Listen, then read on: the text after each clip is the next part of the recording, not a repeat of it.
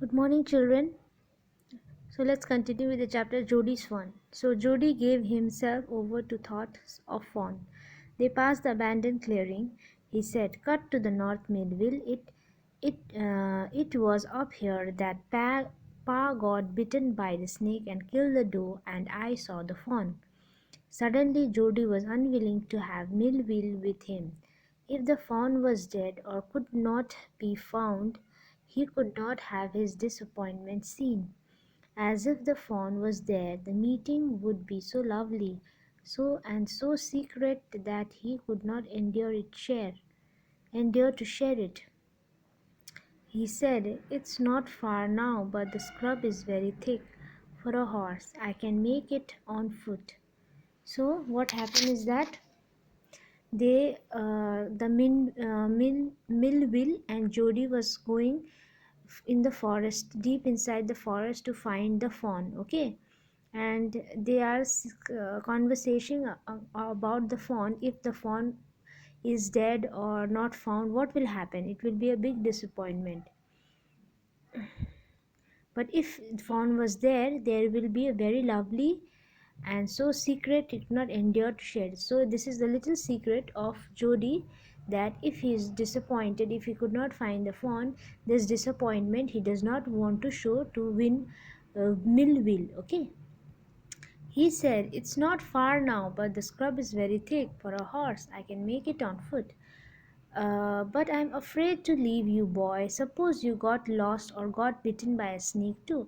So Millville is very protective for Jody. Okay, Jody is a small boy, so he's telling that, "Jody, what if a snake bites you or you are lost in the jungle?" Okay. Uh, uh, uh, Now here the meaning makes a bearing means act of compassion and help to identify direction. "I will take care. It might take me a long time to find the fawn. If he's wandered, leave me off right here." "All right, but you take it easy now. You know north here and east." So the boy is telling, "I will take care of myself. It might take me long to find it. If he wanders, okay." Or he's telling like that.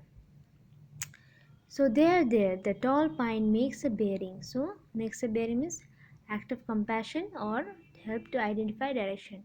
"So long, Millville, I oblige." He waited for the sound of the hoofs to end, then cut to the right. The scrub was still. Only his own crackling of twigs sounds across the silence. He wondered for an instant if he mistaken his direction. Buzzard. Buzzard means a large bird like the vulture that eats the flesh of dead animals. The buzzard rose in front of him and flapped into the air. He came into the clearing under the oaks. Buzzards sat in the circle around the carcasses of the doe. They turned their heads on the long, scrawny necks and hissed at him. He threw his bow at them, and they flew into the adjacent tree. Adjacent means nearby.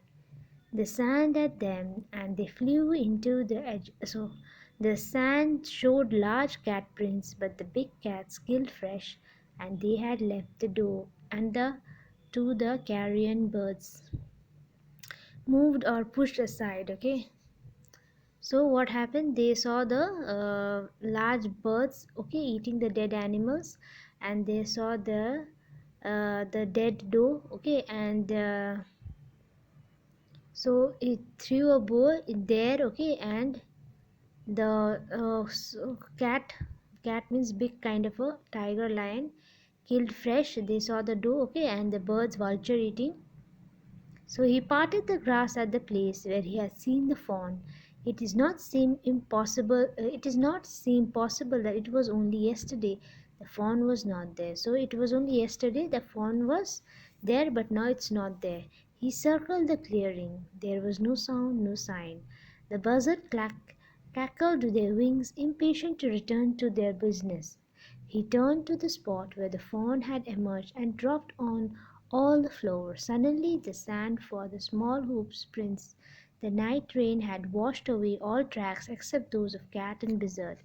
So till here, okay. That's third part I will be doing from page 90.